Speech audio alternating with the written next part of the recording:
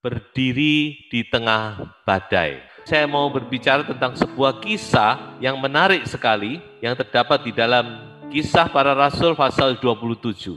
Menceritakan tentang perjalanan Rasul Paulus dari Kaisarea menuju ke Roma, di mana di tengah jalan perahu atau kapal yang mereka naiki diterjang oleh badai yang dahsyat. Nah, ini ayatnya, Kisah 27 ayat 20 dan 21. Setelah beberapa hari lamanya, baik matahari maupun bintang-bintang tidak kelihatan, dan angin badai yang dahsyat terus-menerus mengancam kami.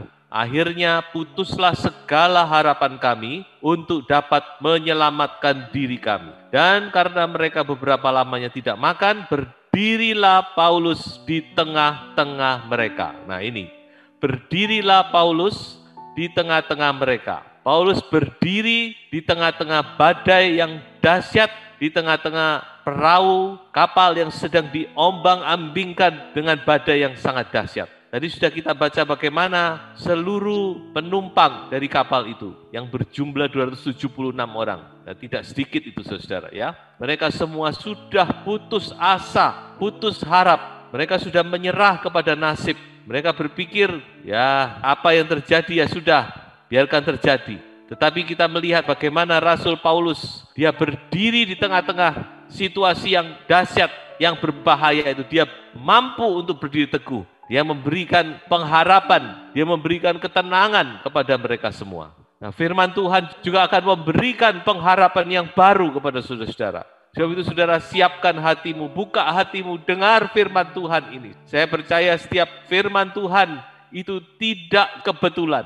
Firman Tuhan sedang berbicara kepada saudara, untuk saudara benar-benar tidak goyah dan tetap teguh dalam menghadapi situasi keadaan. Nah, mari kita lihat lagi lebih detail. Ada beberapa hal yang saya katakan mungkin tips bagaimana kita supaya dapat berdiri teguh di tengah badai. Yang pertama, yaitu tetap bertabah hati. Ayatnya di ayat yang ke-22.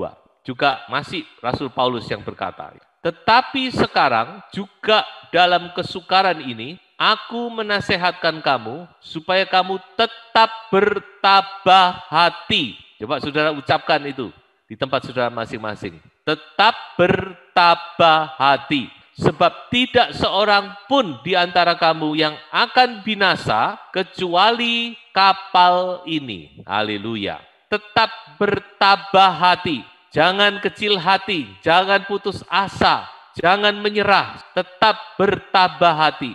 Saya coba untuk menyelidiki lebih jauh apa yang dimaksud dengan kata bertabah hati di dalam ayat ini. Di dalam bahasa asli daripada kata ini dipakai kata eutumeo. Eutumeo itu artinya cheer up, be joyful. Jadi artinya adalah bersukacita, cheer up.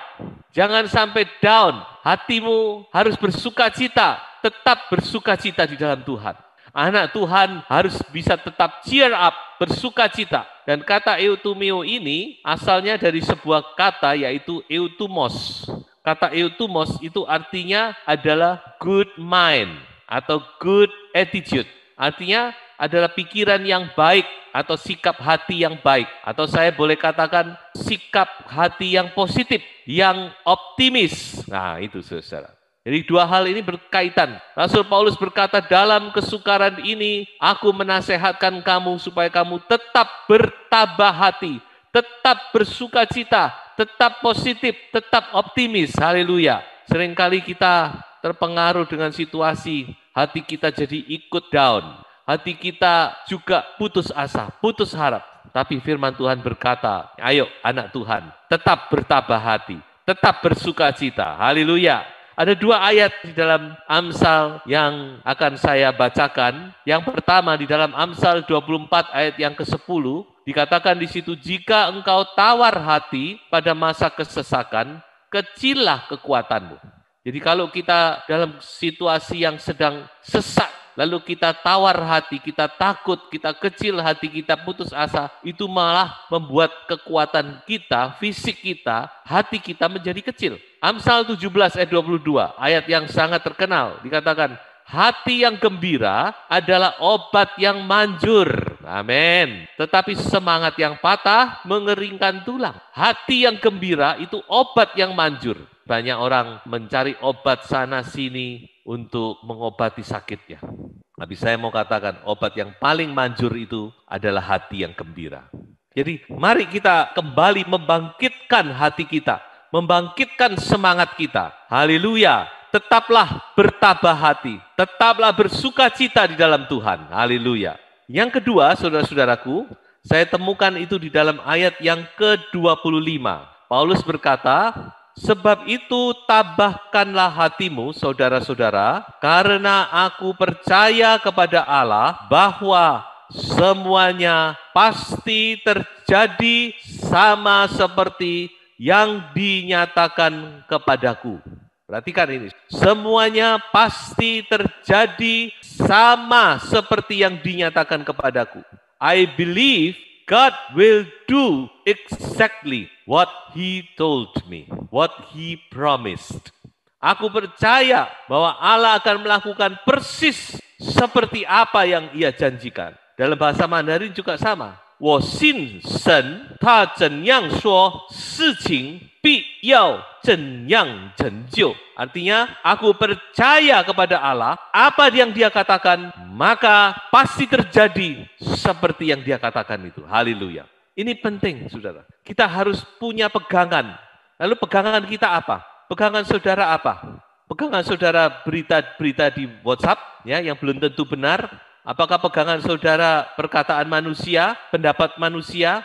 Kalau saudara berpegang pada hal itu, saudara tidak akan bisa teguh, saudara tidak akan bisa berdiri. Tapi kalau saudara dan saya, kita mau berpegang teguh kepada firman Tuhan, haleluya, kita pegang janji Tuhan. Saudara baca itu Mazmur 91, janji perlindungan dari Tuhan. Walaupun sampar merajalela dan sebagainya, dikatakan aku akan melindungi orang-orang yang mengenal namaku. Haleluya. Saudara, kita pegang firman Tuhan. Dan kita harus percaya penuh.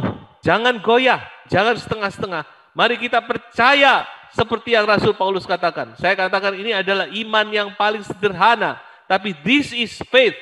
Inilah iman. Percaya apa yang Tuhan katakan. Haleluya. What He told me, what He promised, I believe. Apa yang Tuhan katakan. Katakan Tuhan, katakan ya, pasti ya. Seperti seorang perwira di Kapernaum itu. Berkata kepada Yesus, Tuhan, cukup engkau katakan sepatah kata saja. Aku percaya pasti terjadi. Oh, haleluya. Tuhan Yesus tolong. Roh Kudus tolong kita semua. Supaya iman kita kuat teguh. Kita yakin sepenuhnya. Kita percaya sepenuhnya. Tuhan berkata apa, maka terjadilah itu. Haleluya. Jadi itulah tips yang kedua.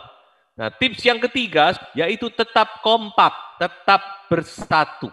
Di sini ada sebuah sisipan dalam kisah ini, dikatakan ada satu saat di mana dikatakan awak-awak kapal, mereka berusaha melarikan diri. Perhatikan ini, awak-awak kapal berusaha melarikan diri. Untung waktu itu Paulus berkata kepada perwira dan prajurit yang ada di kapal itu, dia bilang, cegah mereka.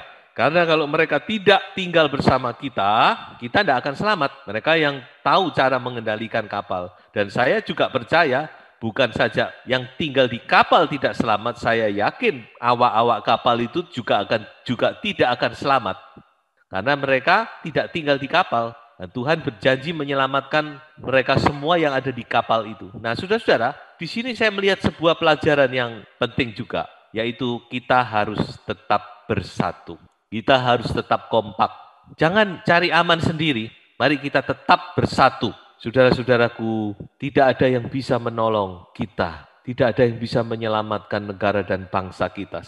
Kecuali Tuhan semesta alam. Kecuali Yesus Kristus. Haleluya. Dialah nama di atas segala nama. Nama yang harus kita panggil. Yesus tolong. Yesus tolong. Yesus selamatkan negara bangsaku. Yesus selamatkan kotaku. Yesus selamatkan keluargaku. Selamatkan gerejaku. Saudara, mari kita bersama-sama berseru. Nah, itulah sebabnya kita harus kompak. Kita bersatu. Tentu kompakan ini juga bisa kita wujudkan untuk menolong orang lain. Kalau saudara bisa, apa yang saudara bisa lakukan, lakukan. Saya bacakan satu ayat di dalam 1 Korintus pasal 1 ayat yang ke-10. Tetapi aku menasehatkan kamu, saudara-saudara, demi nama Tuhan kita Yesus Kristus, supaya kamu seia sekata dan jangan ada perpecahan di antara kamu, tetapi sebaliknya supaya kamu erat bersatu dan sehati sepikir. Haleluya. Jadi saudara-saudara, mari kita bersatu hati. Ketika kita menyatukan hati kita di dalam doa, Tuhan akan mendengar. Haleluya, haleluya. Sekarang kita masuk kepada tips yang keempat, yaitu makanlah. Nah, dalam ayat yang ke-34, Rasul Paulus berkata, karena itu aku menasehati kamu supaya kamu makan dahulu. Hal itu perlu untuk keselamatanmu, tidak seorang pun di antara kamu akan kehilangan sehelai pun dari rambut kepalanya. Perhatikan saudara, makan dahulu, kata Rasul Paulus. Nyata makan itu juga penting. Haleluya saudara ya. Mengapa kita harus makan dan minum? Untuk pertahanan tubuh kita.